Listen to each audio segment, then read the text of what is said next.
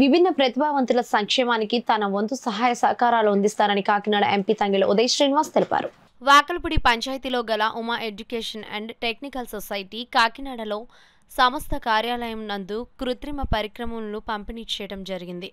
ఈ కార్యక్రమంకు కాకినాడ పార్లమెంట్ సభ్యులు తంగెళ్ల ఉదయ్ శ్రీనివాస్ ముఖ్య అతిథిగా విచ్చేసి కార్యక్రమంను ప్రారంభించారు.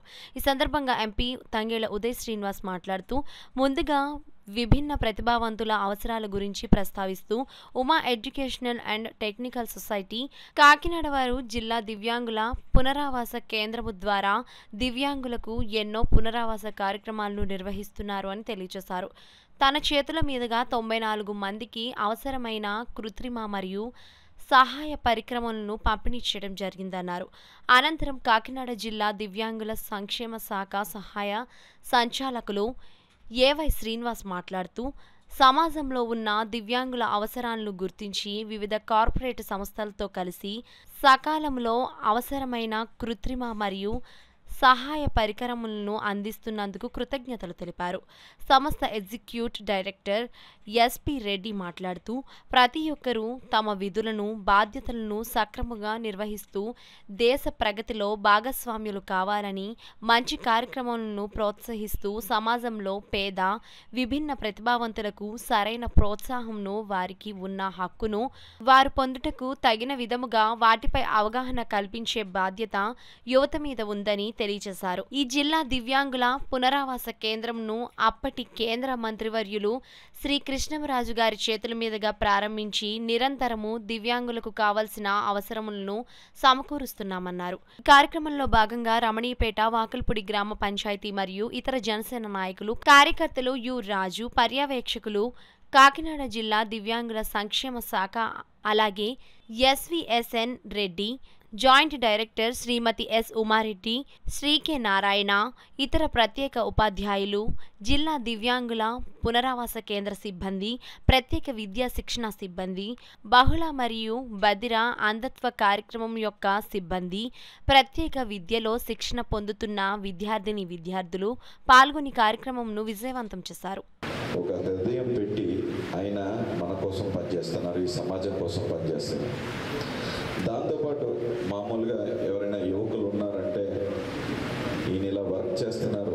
వాళ్ళ అబ్బాయి స్వీడన్లో స్టాక్ హోమ్లో ఒక మంచి జాబ్, లక్షల ఉద్యోగం సంపాదించుకుంటూ విదేశాల్లో యూరోప్ ఖండంలో ఉండే ఒక వ్యక్తి అవన్నీ కూడా వదిలేసి మా నాన్నగారు ఎప్పటి నుంచో సమాజం కోసం ఇంత మంచి పని చేస్తున్నాం, సో నాకు కూడా అందులో పాల్గొని దీన్ని వీళ్ళ కోసం సేవ చేయాలని చెప్పి అలాంటి ఉద్యోగం వదిలేసి యూరోప్ను వదిలేసి ఇక్కడ మనందరితోని సేవా కార్యక్రమంలో సత్యనారాయణ రెడ్డి నిజంగా మనందరం తప్పట్లు కొట్టవలసిన కోరిక.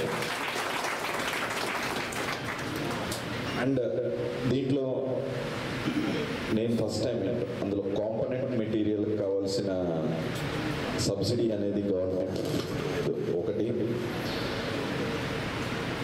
రెండోది హానరోరియం పెంచడం అనేది ఒక రెండో విషయం.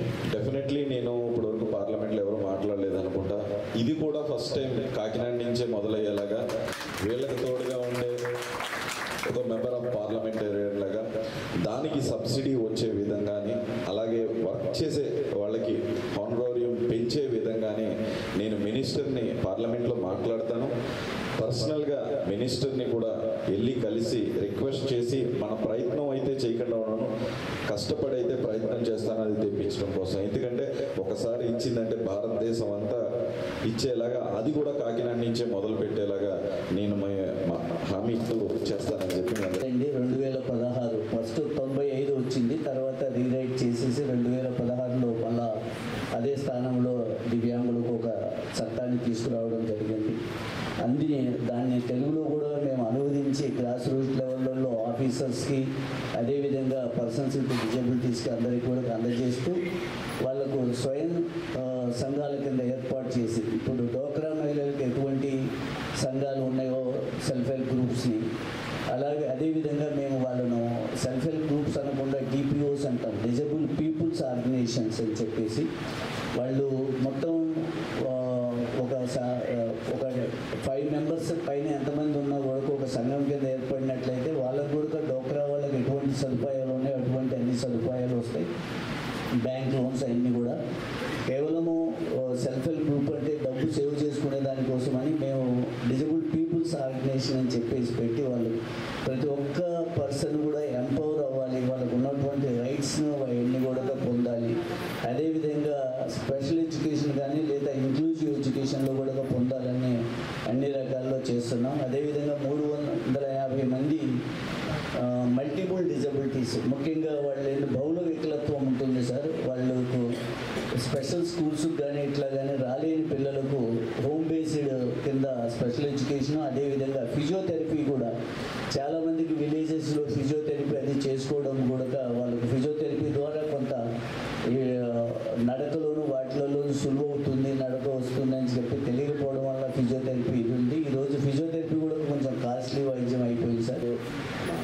పెద్దగా ఎంపీలు కానీ వాళ్ళు కానీ రావడం అనేది చాలా తక్కువ, కానీ ఇంత షార్ట్ టైంలో సార్ రావడం అనేది చాలా సంతోషంగా ఉంది.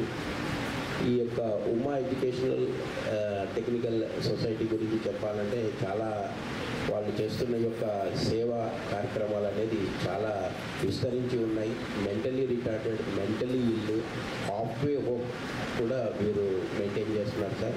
అంతేకాకుండా డిస్ట్రిక్ట్ రిహాబిలిటేషన్ సెంటర్, వీటి ద్వారా వివిధ ప్రతిభావాలకు కావాల్సినటువంటి క్యాలిపర్స్, తర్వాత ఆర్టిఫిషియల్ లింక్స్, అంతేకాకుండా వాళ్ళకి కావాల్సిన అదర్ మొబిలిటీ ఎయిడ్స్ అన్నీ కూడా వీరు ప్రొవైడ్ చేయడం జరుగుతుంది సార్.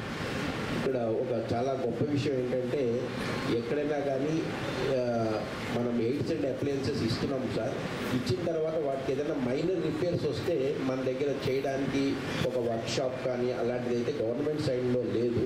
కానీ ఇక్కడ ఉమా వినోద వికాస్ కేంద్రం వారి దగ్గర ఒక ఫిక్స్డ్గా ఒక వర్క్షాప్ ఉంది. అంతేకాకుండా ఒక మొబైల్ వ్యాన్ కూడా వీళ్ళు ప్రతి మండలానికి వెళ్ళి అక్కడ ఏదైనా రిపేర్స్ కావాలన్నప్పుడు కూడా వీళ్ళు అటువంటి వర్క్స్ కూడా అటెండ్ చేయడం జరుగుతుంది సార్. నిజంగా మన తూర్పుగోదావరి జిల్లా, ఉమ్మడి తూర్పుగోదావరి జిల్లా అయినా కానీ, కాకినాడ కానీ, రాజమండ్రి కానీ, వీటన్నిటికీ కూడా ఈ యొక్క సంస్థ ద్వారా ఈ యొక్క చేస్తున్నటువంటి సేవలు నిజంగా మనము గవర్నమెంట్ తరఫున ఏదైతే మనం చేయలేకపోతున్నామో వాటిని వీళ్ళు సప్లిమెంట్ చేస్తున్నారు.